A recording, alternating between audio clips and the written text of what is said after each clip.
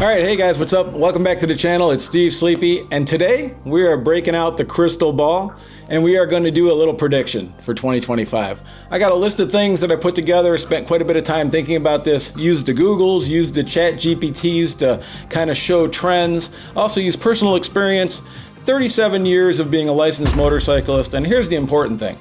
Every week for the last 10 years, I get together with between 6 and 8 of the most knowledgeable motorcyclists I've ever come across, and we do the Cleveland Moto podcast. And for a company like KTM, which I believe 3 years ago, we started saying, I don't know if I feel so good about KTM having 70% of their bikes made in China. Right. Well, this might be a ripple effect. Yeah. Right? This could be a ripple effect. Phil's been doing it since 2010. I joined around 2016. And we discuss pretty much everything. Because of Phil's shop, we get to ride new motorcycles, electric motorcycles, and all the different things he brings in and out. And then we usually do pros and cons and talk about them, etc. So I have a little bit of knowledge, but I'm still just a guy talking on the internet. So if you think I said something wrong, or you have a better facts or a better source, hey man, let us know in the comments. A wise man once said that if somebody presents better information and you don't change your mind, well then you're not a very smart person. So anyways, let's get into the list. Okay, the first thing that I'm going to jump into is something that is shocking to no one: electric motorcycles. They're here, you can love them, you can hate them, but they're not going anywhere. Every time I turn around, there's a new company and another one leaving. And I think that's kind of the problem right now, is that it's so new. I mean, not necessarily the technology, but how to get these motorcycles into common practice seems to be the hurdle. A lot of companies have great products, but they come and they're gone. If you've never experienced an Energica or a high-end Zero, I mean, there is something to be said. Those bikes, the Energica was scary. It's probably the fastest motorcycle I've ever ridden. With that computer controlling every aspect of it to give you maximum velocity to go in that direction without bringing the front wheel up or spinning the rear wheel, it was really something. I mean, it was insane. I've never felt anything like it. But you buy a bike, it has one set of instructions, but throughout the course of a few months, they change it. And whatever changed it bricks your battery because you didn't do whatever the next step was. There's a lot of that going on right now.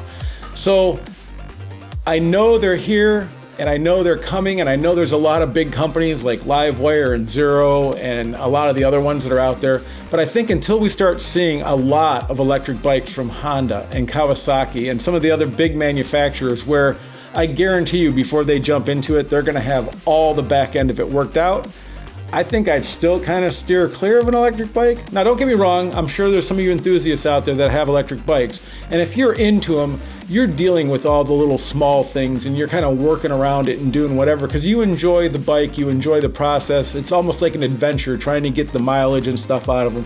So in no way am I taking anything away from you guys.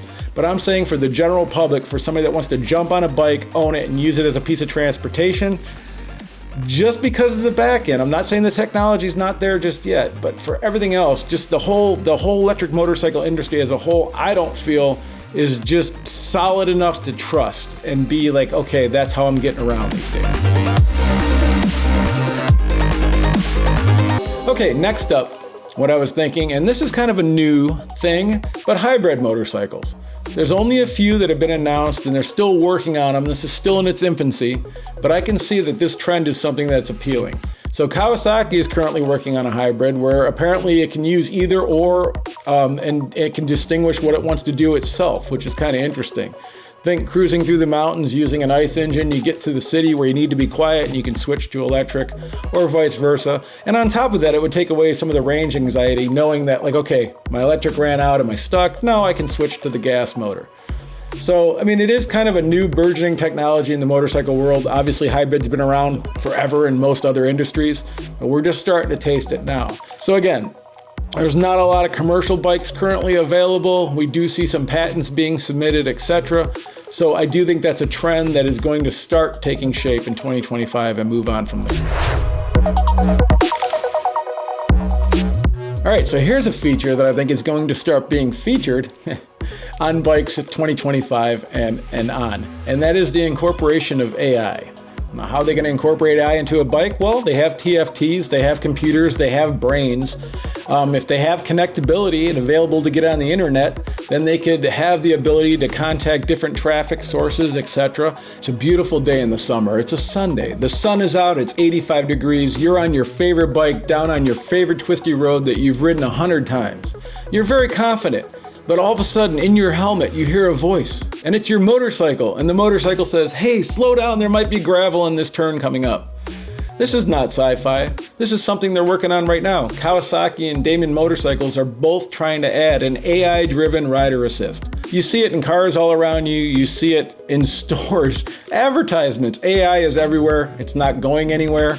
And hopefully it's used for good and not evil, especially with motorcycles. I do think that it will be beneficial for motorcycles in a lot of ways. Computers can think a lot faster than a human, so maybe emergency braking, road conditions, maybe it can change modes for you. If the weather's gonna change and you're riding and it knows that the weather front's coming in, it might slide into rain mode for you if you have it set up that way. But I have a question for you guys. If AI is incorporated into motorcycles more and more, what do you think a feature would be the best use of AI on a motorcycle? I'd love to hear your thoughts, so put them down in the comments.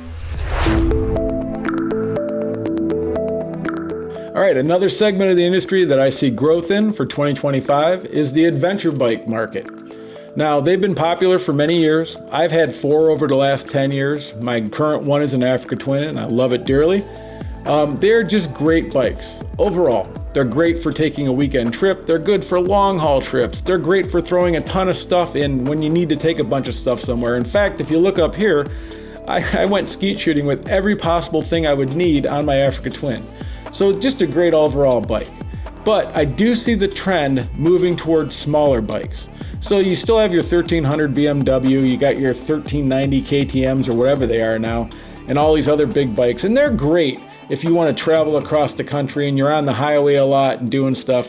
But the reality is, unless you're a superstar off-roader, they're not the most fun bikes off-road. You have 700 pounds and you're trying to move it through mud and stuff. All you guys that do that, hats off to you. I'm glad your knees and everything can tolerate it. I love watching what you guys do. I wish I could do it.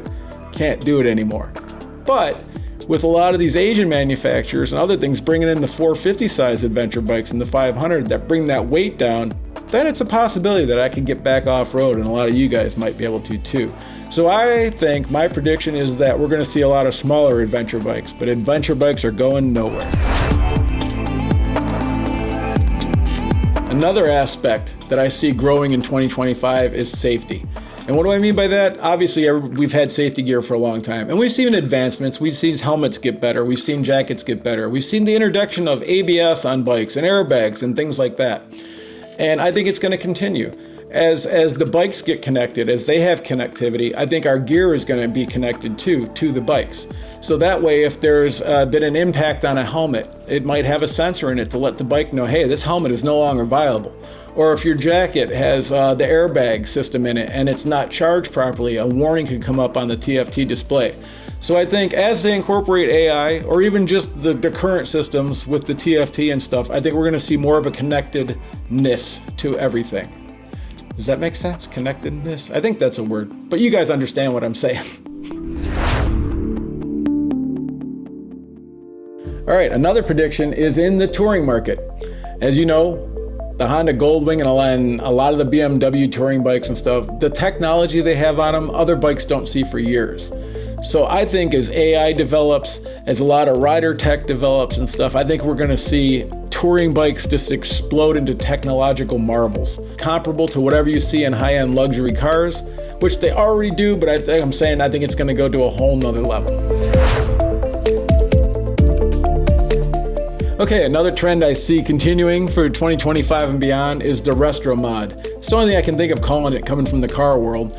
For instance, as a guy born in the 70s, I remember the Z900s, the Kawasaki Z900s, and they make my stomach churn because I used to want one so bad as a kid. But now, if I can find one, they're going to be very expensive. It's in good shape. Then, do I really want to clean carbs? If you follow the channel at all, you know I've had my fill of carbs. I am sick of carburetors. So all those negatives, and now you have a brand new Z900 RS Cafe where it has that nostalgic look, but it has 140 horsepower, it has fuel injection, good suspension, good setup. It's just a great bike. That makes motorcycling fun. So you get the nostalgia and you get the modern capabilities. So I don't see that trend going anywhere, and I think we're going to see a lot more. Okay, and one of the last topics, because I could have picked 1,000 different topics. I mean, it's the motorcycle industry. There's always something new and exciting happening. So I just tried to pare down things that kind of interest me. But on this last one, I haven't really seen anybody talking about this, and I haven't seen any physical versions of this yet.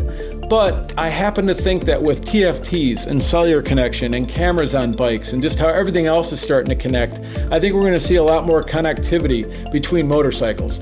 Maybe even like social media networks of motorcycle users that are actually through the motorcycles and say, hey, there are 33 other owners in this area, blah, blah, blah. And then maybe after you make connections and things through the bike or the media network, at that point it can hook you guys up or link. I'm not sure really what the usefulness is or what it will be used for or how, but I just think that bikes are going to start being connected more easily. Like, I'm not sure Senas will be necessary if you're just connected to your bike and the bikes can interconnect between each other. So maybe that's a use. If you have an idea what you think the connectivity version of all this might be, leave it in the comments. I'd love to hear about it because I think this is going to be a very interesting and exciting thing for motorcycles. All right, before I finish this video up, I did want to take 1 second to say something. We as motorcyclists live in the greatest time to be alive, ever. There are so many motorcycles from 50 cc's up to 2,000 plus cc's, monsters that are available, and every denomination in between. You, at this point, can go to your local dealership and buy a 212 horsepower, basically MotoGP bike, take it to a track and do your best Marc Marquez impersonation. And this is available to pretty much anybody. If you have the means, if you work hard enough, if you just have the passion, there's so much available in the motorcycle world. So that's what excites me about this 2025 and beyond. It's like where we are right now is amazing. I can't even imagine where we're going in the next 10 years. With how fast technology is moving and everything like that, I definitely think we're going to see some major advancements in motorcycling, and I'm here for it. So do me a favor and like and subscribe. And remember, if it works, it ain't dumb. So we'll see you on the next one.